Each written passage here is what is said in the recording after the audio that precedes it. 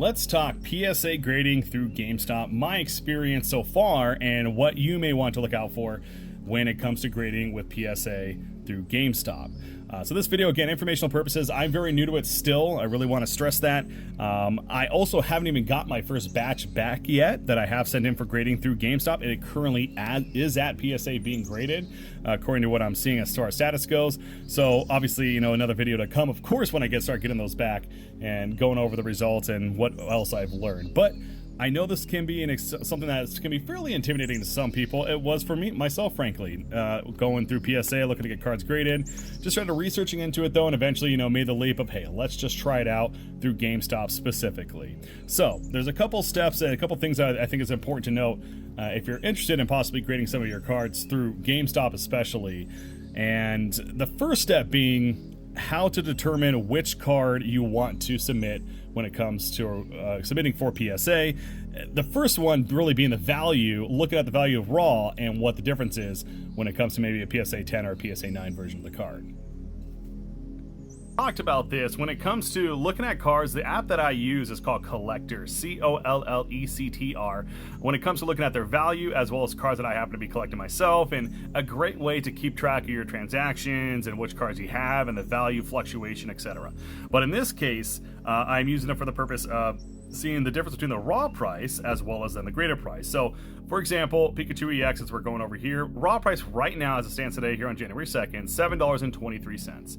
If I hit the graded tab right here, it then gives me information for, you know, a couple of PSA options, specifically PSA 10, the one I'm interested in, that being $86 average right now. So you figure $7 bumping up to $86, pretty big deal. Now, of course, a big factor that you want to consider is you are investing a $16 fee per card through PSA, at least. So essentially, how I'm doing it, I'm looking at the raw price, I'm adding $16 to that, and then considering, depending how confident I am with the card and it potentially being a PSA 10, that then comes into consideration. Now, honestly, with Pikachu EX, if it happens to be a 9, it still is a gain there.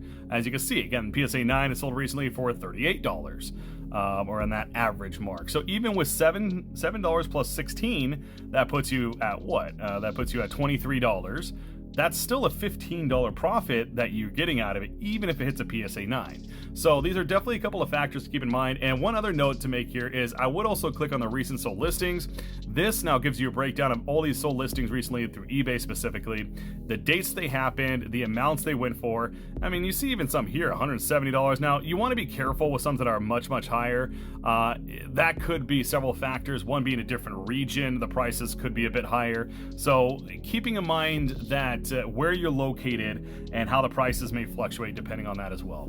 But again, I'm very confident that if this comes back in a PSA 10, we'd be getting in the $80 to $90 range at least. If it's a PSA 9, it's going for the $35 to $40 range, which is still considered, you know, very, very good. So looking at this information, I'm very confident with the Pikachu EX and what I would be able to get out of it, at least being a 9, especially if it's a 10.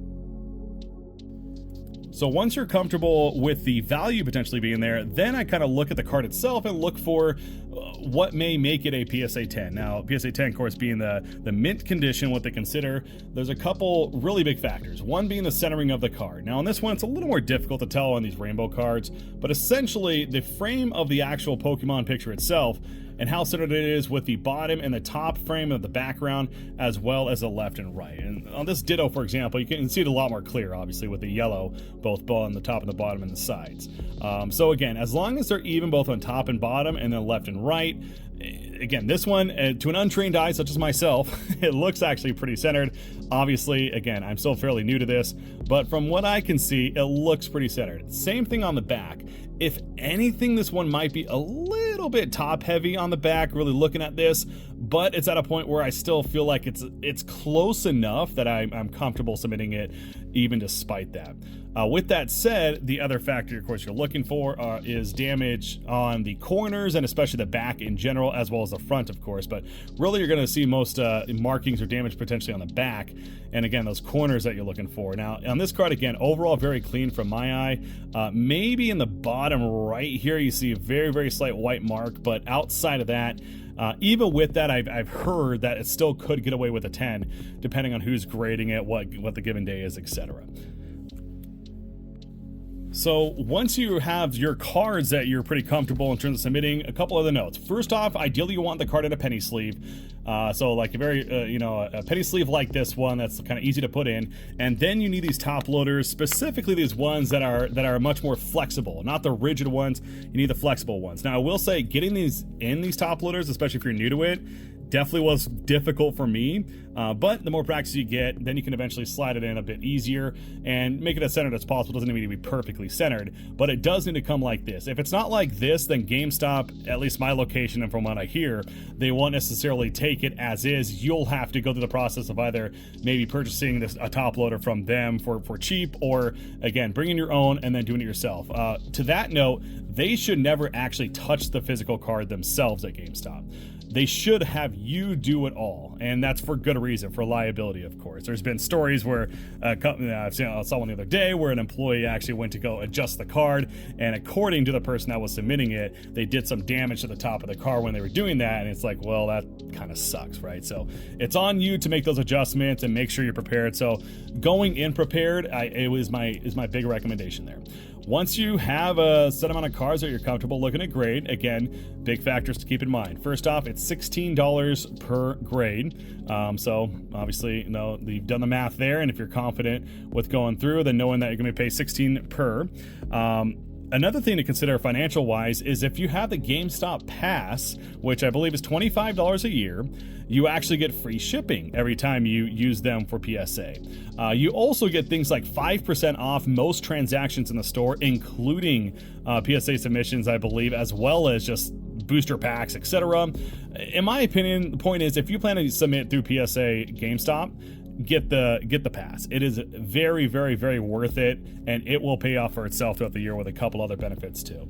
And then the third thing, though, the third thing, maybe the last thing to really remember, is when you go to submit your cards, how they do it, they won't ship them out immediately, most likely.